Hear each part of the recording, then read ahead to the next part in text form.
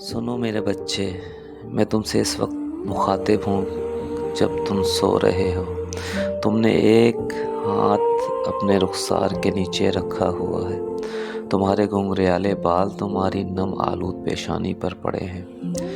میں چپکے سے اکیلا تمہارے پاس آیا ہوں۔ چند منٹ پہلے لائبریری میں اخبار پڑھ رہا تھا کہ میرے دل میں اپنی ذات سے ایک نفرت کی ایک تند سی لہر پیدا ہوئی۔ میرا گلا رند گیا۔ میں اپنے جرم پر شرمندگی کے احساس سے مغلوب ہو کر تمہارے بستر کے پاس آیا ہوں۔ میرے بچے، یہ وہ ہیں باتیں جو میں سوچ رہا تھا۔ میں تم پر خفا ہوا۔ تم اسکول جانے کے لیے لباس پہن رہے تھے۔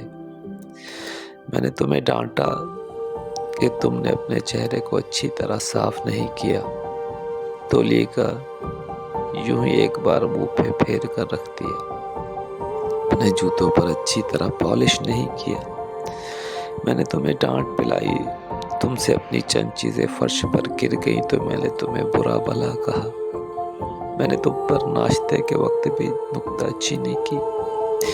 میں نے تم سے کہا کہ تم چائے وغیرہ گراتے ہو، روٹی کو چبائے بغیر نگل لیتے ہو، تم میز کے اوپر اپنی کونیاں رکھ لیتے ہو، تم ڈبل روٹی کے اوپر مکھن کی بہت موٹی تہ چڑھاتے ہو، تم کھیلنے کے لیے چلے اور میں اپنی گاڑی کے لیے بھاگا تو تم میری طرف مڑے، اپنا ایک ہاتھ اٹھا کر لہرایا اور کہا، خدا حافظ ابا جان۔ میں نے کڑ کے جواب میں کہا، اپنے کندھے پیچھے کی طرف رکھو۔ دوپہر کے بعد بھی نکتہ چینی کا یہ دور پھر نئے سرے سے چلا۔ میں سڑک پر چلا آ رہا ہوں، چھپ کر کیا دیکھتا ہوں کہ تم اپنے گھٹنوں کے بل گولیاں کھیل رہے ہو۔ تمہاری جرابیں کئی جگہ سے پھٹی ہوئی تھی۔ میں تمہیں تمہارے ساتھی لڑکوں کے سامنے اپنے آگے آگے لے کر چلا، جس سے تمہاری تحقیر ہوئی۔ میں نے تم سے کہا کہ جرابیں بہت مہنگی ہیں، اگر تمہیں خود خریدنا پڑے تو تم ان کی زیادہ پرواہ کرو گے۔ یہ الفاظ ایک باپ کی زبان سے نکلے۔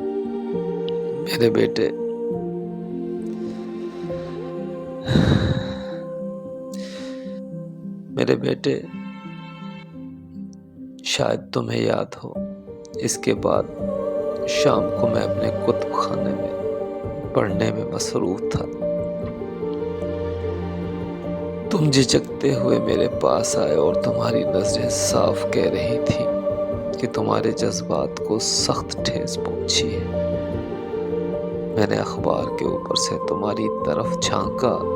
تم نے میری نگاہوں سے اس مداخلت پر ناراضگی ٹپکتی دیکھی تو دروازے پر ہی رک گئے۔ میں نے جھنجھلا کر کہا، اب کیا چاہتے ہو؟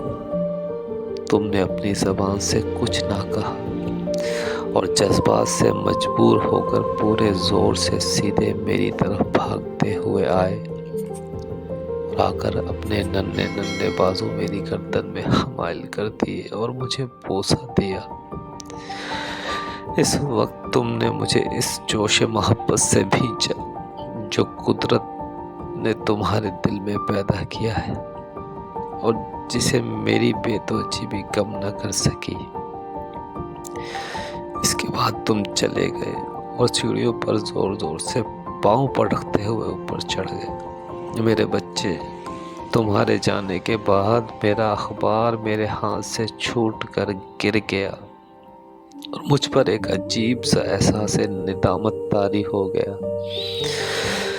میں عادت سے مجبور ہو کر کیا کرتا رہا ہوں؟ تم تو ابھی ایک ننھے سے بچے ہو۔ میں تمہاری دل جوئی کے بدلے تم پر نکتہ چینی کرتا رہا ہوں، تمہیں ڈانٹتا ڈپٹتا رہا۔ اس کا یہ مطلب نہیں کہ مجھے تم سے محبت نہیں، اس کی وجہ یہ تھی کہ میں تمہاری عمر کے مقابلے میں تم سے بہت زیادہ توقعات رکھتا تھا۔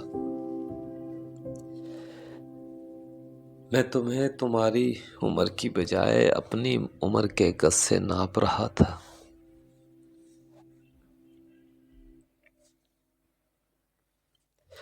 तुम्हारी सीरत में बहुत ही उम्दा और अच्छी खूबियाँ थी। तुम्हारा नन्हा सा दिल इतना फराख था जितना पहाड़ियों पर फैली हुई सुबह। इसका इजहार तुमने इस वक्त किया जब तुम चुपके से भागते हुए मेरी तरफ आए और मुझसे लिपट कर बोसा देकर खामोशी से खुदा हाफिज कहकर वापस चले गए। आज की रात मुझे और किसी चीज की परवाह नहीं। मेरे बच्चे, मैं अंधेरे में तुम्हारे बिस्तर के पास आया हूँ। एहसास शर्मिंदगी से मगलूब होकर तुम पर झुका हुआ हूँ।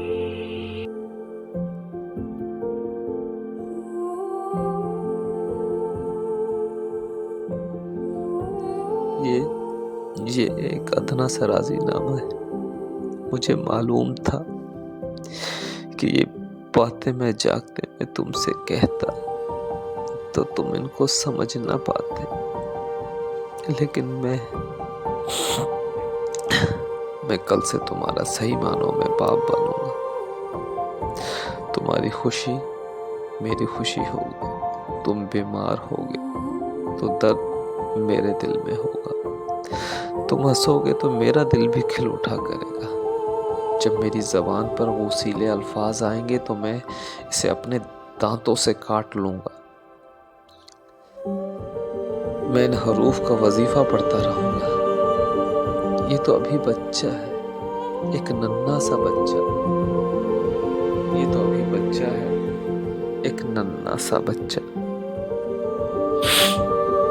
मुझे अफसोस है कि मैंने तुम्हें एक जवान आदमी तस्वर किया, लेकिन मेरे बच्चे, अब मैं तुम्हें चारपाई पर थके, मांदे और सुकड़े हुए लेटे देखता हूँ तो मुझे एहसास होता है कि तुम तो अभी बिल्कुल नौ उम्र हो। अभी कल तक तो तुम अपनी माँ की आगोश में थे और तुम्हारा सर इसके कांधों पर झुका होता था। मैंने तुमसे हद से ज्यादा तवक्का रखी, नाजायज हद से ज्यादा तवक्का।